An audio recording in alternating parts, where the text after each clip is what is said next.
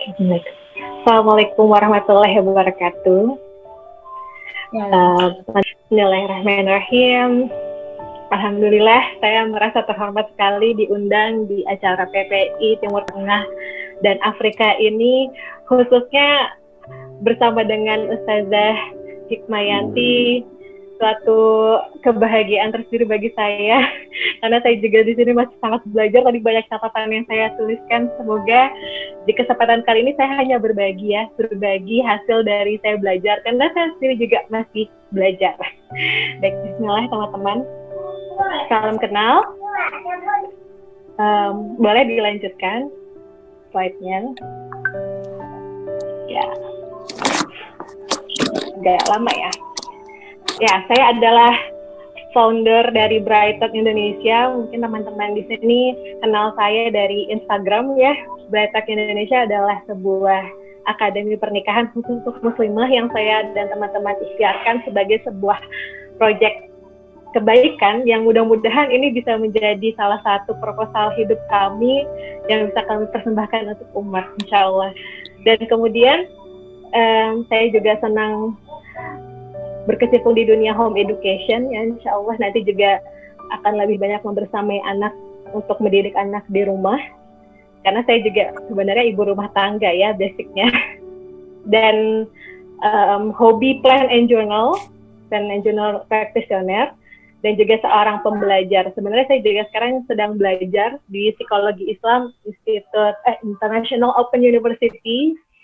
Jadi sebenarnya saya bisa masuk nih PPI Timur Tengah karena ini kampusnya juga di Afrika ya, di Ghana. Mudah-mudahan nanti saya bisa ikut bergabung nih bersama teman-teman semua di PPI Masya Allah. Indonesia.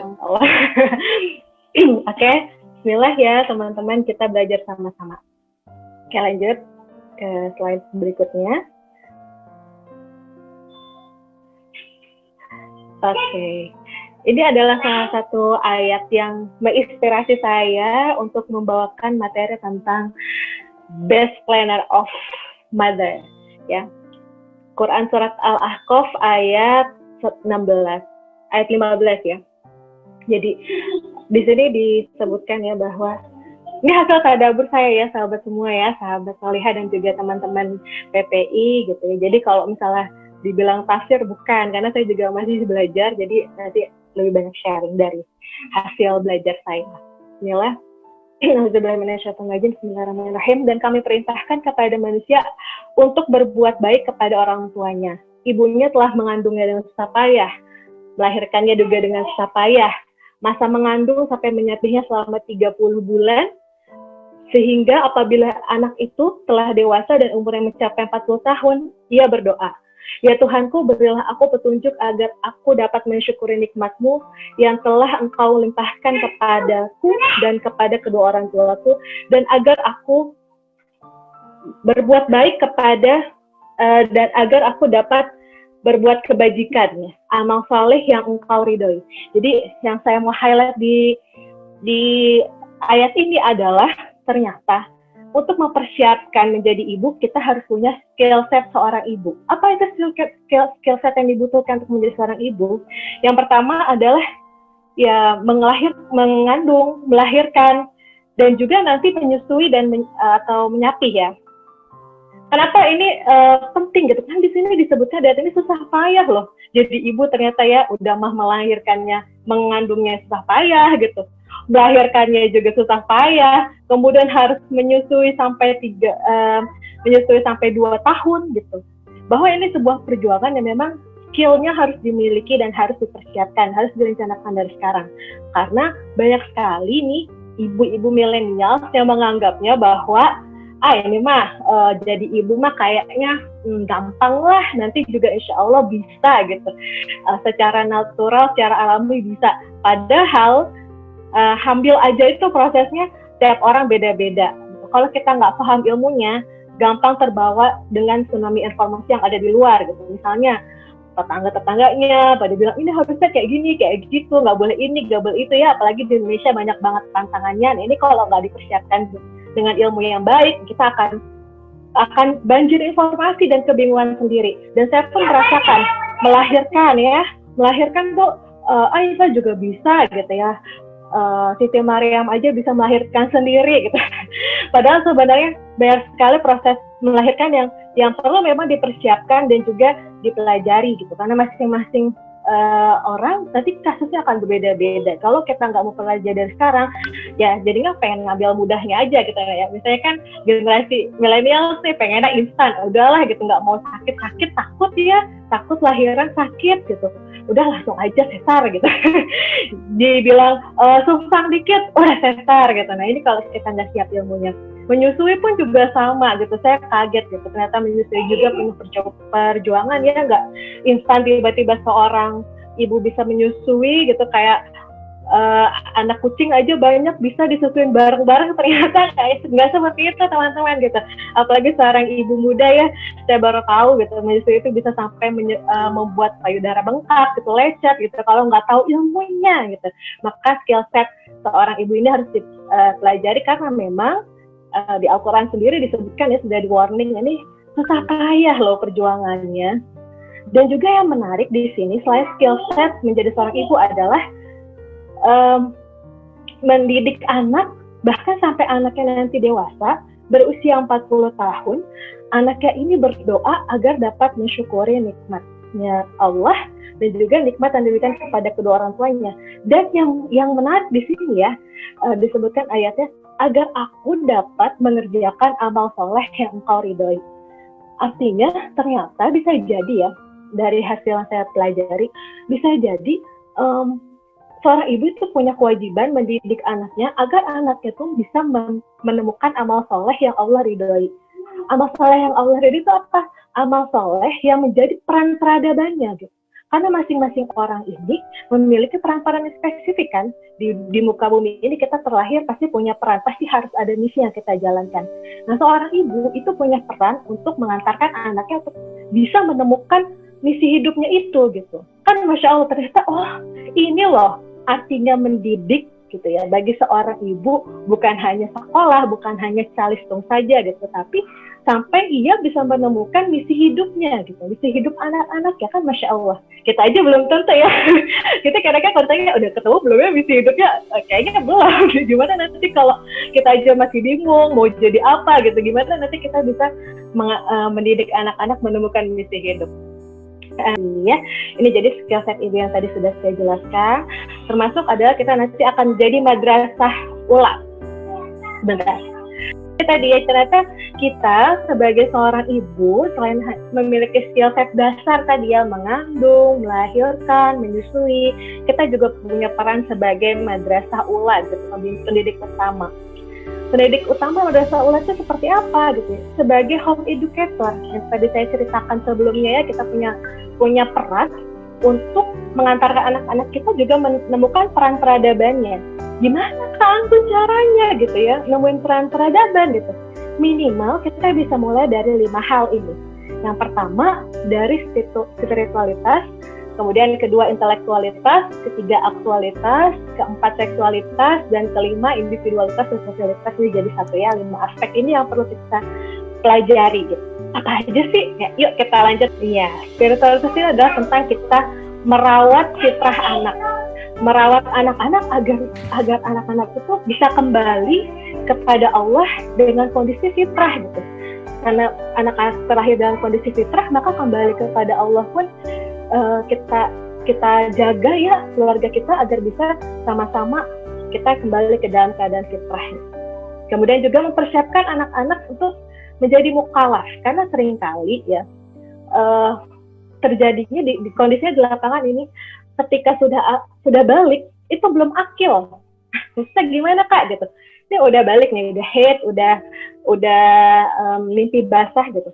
Tapi anak-anak zaman sekarang yang sudah balik ini belum akil, artinya belum siap untuk menerima beban-beban syariah gitu. Termasuk misalnya sholat juga masih harus disuruh, kemudian misalnya berpakaian menutup aurat juga masih harus disuruh gitu. Atau kalau misalnya saat sekolah aja, misalnya karena sekolahnya di pesantren gitu ya, jadi menutup aurat, tapi kalau udah nggak di sekolah langsung libur syariat gitu, jadi udah nggak pakai lagi. Nah ini ya kita harus mempersiapkan anak-anak kita supaya siap untuk menerima beban syariah gitu. Ketika sudah balik juga beriringan dengan akilnya gitu. Jadi akalnya juga sudah bisa siap untuk menerima beban syariah ini. Dan juga cara mendidik aspek spiritualitas ini termasuk juga menyiapkan anak-anak agar siap menjadi dai, siap menjadi agen dakwah ke depannya. Jadi keislamannya tuh tidak hanya untuk dirinya sendiri, tapi juga untuk lingkungan sekitarnya. Bisa untuk mewarnai lingkungan sekitar. Kemudian untuk aspek intelektualitas, ini juga PR ya bagi seorang ibu, bahwa kita harus menanamkan anak-anak agar mencintai ilmu. Karena seringkali juga ya, ilmu itu hanya diasosiasikan dengan pendidikan yang ada di formal gitu, di sekolah aja. Jadi seolah-olah ketika kita sudah tidak sekolah, kita tidak kuliah, itu udah selesai beban tanggung jawab menuntut ilmunya. Nah, inilah peran seorang ibu agar anak-anak ini memang selalu mencintai ilmu gitu sampai akhir hayatnya. Kemudian juga memiliki adab pembelajar. Nah, karena ini yang adab belajar ini, adab menuntut ilmu ini yang sekarang sudah mulai terkikis dalam Islam. Jadi bahkan banyak yang tidak menghargai gurunya. Bagaimana bisa ilmu itu bisa masuk dan bahkan sampai diterapkan ya diamalkan di kehidupan sehari-harinya kalau seorang pembelajar saja tidak memiliki adab menuntut ilmu. Jadi sudah sangat kritis sekali ya kondisi sekarang gitu. Dan terakhir adalah di aspek intelektualitas ini adalah menjadi solusi bagi umat gitu. Jadi bagaimana ilmu yang dimiliki oleh seorang anak ini nanti bisa menjadi solusi bagi umat, bukan malah jadi masalah baru gitu.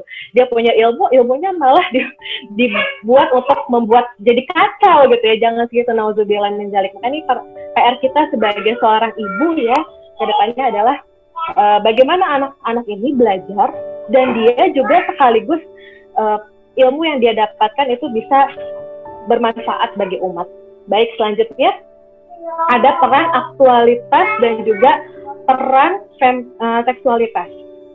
Peran aktualitas ini adalah tentang bagaimana seorang anak bisa mengaktualisasi dirinya, karena setiap orang itu pasti punya kebutuhan untuk berkembang, bertumbuh dan berkembang.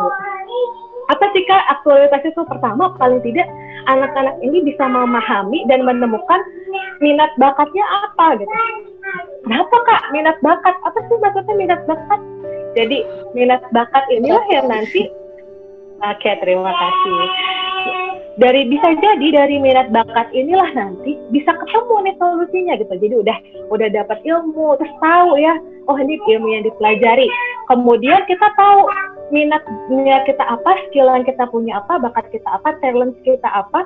Bisa jadi dari situlah Allah menunjukkan peran peradabannya gitu, menunjukkan oh ternyata saya belajar ilmu ini, saya dianugerahi bakat ini, saya punya passion ya. Zaman sekarang passion itu penting gitu, passion ini untuk membuat sesuatu gitu, untuk berkarya seperti ini yang akhirnya nanti bisa menjadi peran peradabannya dia gitu. Bahkan bisa jadi dari situlah dia mendapatkan rezeki gitu kan, Masya Allah ya, berkarya dan bisa hidup dari karyanya. Nah ini nih PR juga buat seorang ibu mendidik anak yang dia bukan hanya sekedar belajar, tapi juga cinta untuk berkarya gitu, berkarya dan bisa nanti kedepannya bisa keluar pintu-pintu rezeki nih, terbuka pintu-pintu rezeki dari karya yang ia miliki. Ya, terus itu juga jadi sebenarnya sebagai refleksi kita juga sekarang ya, saat kita mempersiapkan jadi ibu, kira-kira kita udah memenuhi masing-masing aspek ini belum ya kira-kira ya. Oke, lanjut yang keempat, aspek seksualitas. Seksualitas ini menarik, ini bukan tentang adab di ranjang ya, tapi tentang bagaimana mendidik anak dengan maskulinitas dan femininitas sesuai dengan gendernya. Apa tuh Kak maksudnya? Ya, kita mendidik anak laki-laki maskulin, laki-laki seperti laki-laki, sedangkan perempuan dia harus feminin seperti perempuan gitu. Karena seringkali sekarang juga terlihat jelas ya di umat zaman sekarang nih, laki-laki seperti perempuan gitu yang sangat feminin gitu, perempuan seperti laki-laki sangat tomboy gitu. Bahkan nauzubillah, jangan sampai misalnya menyukai sesama jenis, ya nauzubillah, homoseksual, nauzubillah. Ini PR juga seorang ibu merawat aspek seksualitas agar ia nanti bisa berperan sesuai dengan gendernya. termasuk juga nanti menyiapkan peran keayah-ibuan. Karena jika kita tidak jika anak-anak kita tidak memiliki maskulinitas yang baik, maka ia akan kesulitan menjalani peran keayahannya. Ia akan sulit, misalnya, aduh kok kayaknya kerja susah banget ya nyari kerjaan gitu. Karena kan peran maskulinitas ini bisa membantu seorang anak gitu, seorang manusia untuk tangguh, kemudian hunting keluar ya, mencari rezeki, mencari nafkah. Nah, ini perlu maskulinitas dalam seorang laki-laki. Sedangkan feminitas perempuan apa? Feminitas perempuan adalah peran-peran yang membuat ia jadi lembut dan bahagia menjalani peran ia sebagai seorang perempuan gitu.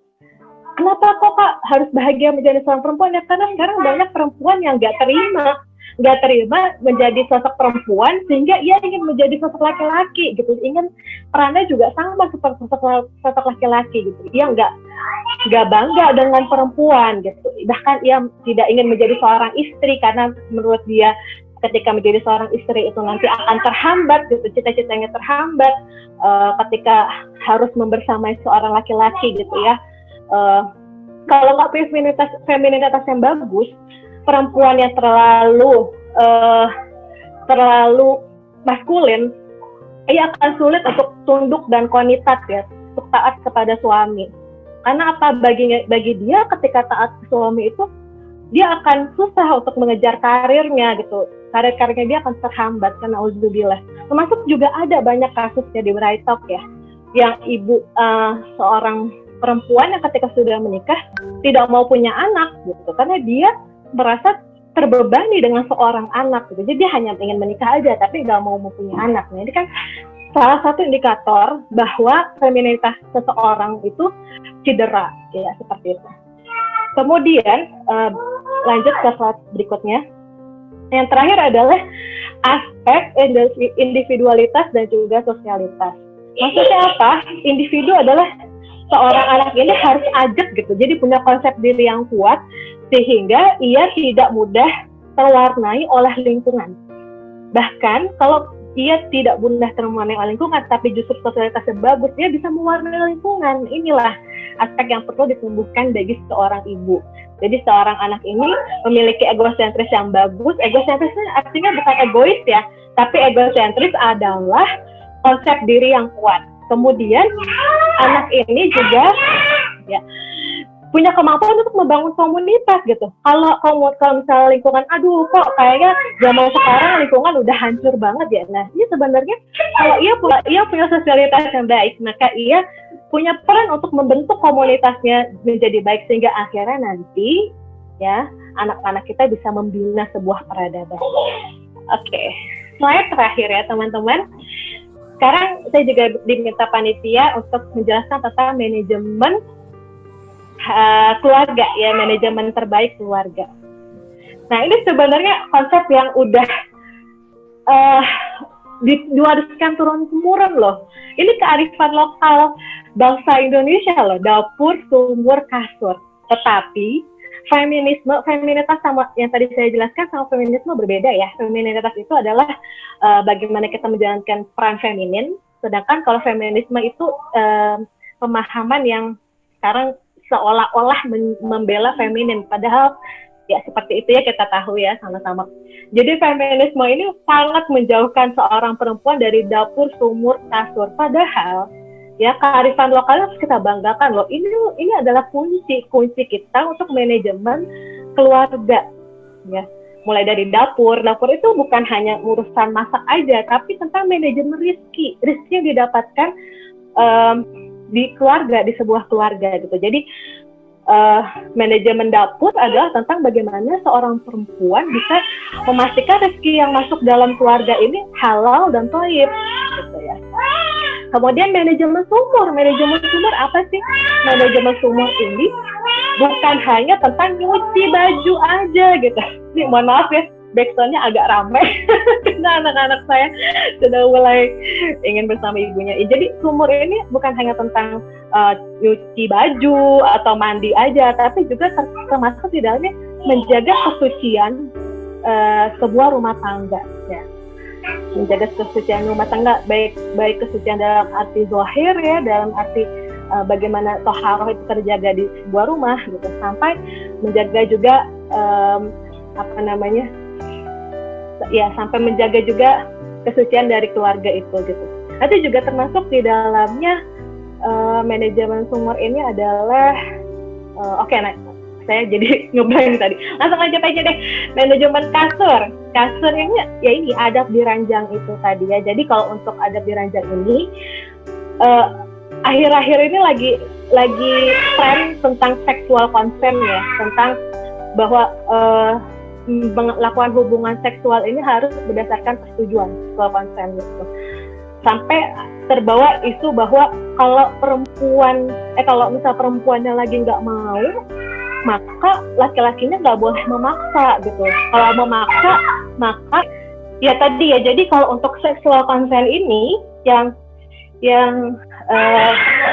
perlu kita pahami bahwa ya teman-teman, jadi manajemen kasur ini bagaimana kita sebagai seorang perempuan jadi bisa jadi taat juga ya di urusan ranjang gitu. Jadi bisa melayani suami gitu dengan baik. Kenapa?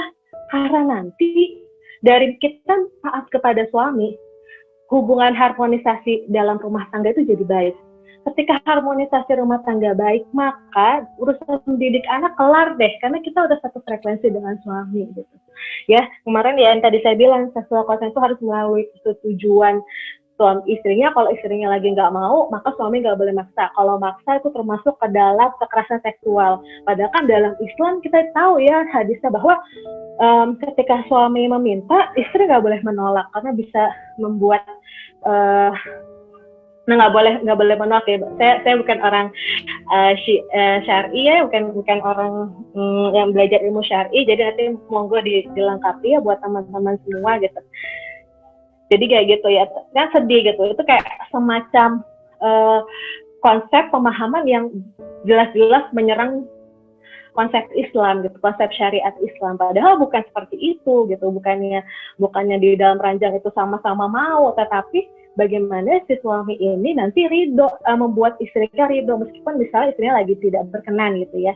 Jadi membuat istrinya ridho, buat sama-sama nyaman, karena nanti adab, ya tadi saya bilang, adab di ranjang ini akan sangat-sangat mempengaruhi harmonisasi dalam sebuah rumah tangga. Ya, sekian, saya terakhir semangat membina peradaban, karena kita semua adalah ibu peradabannya, insya Allah.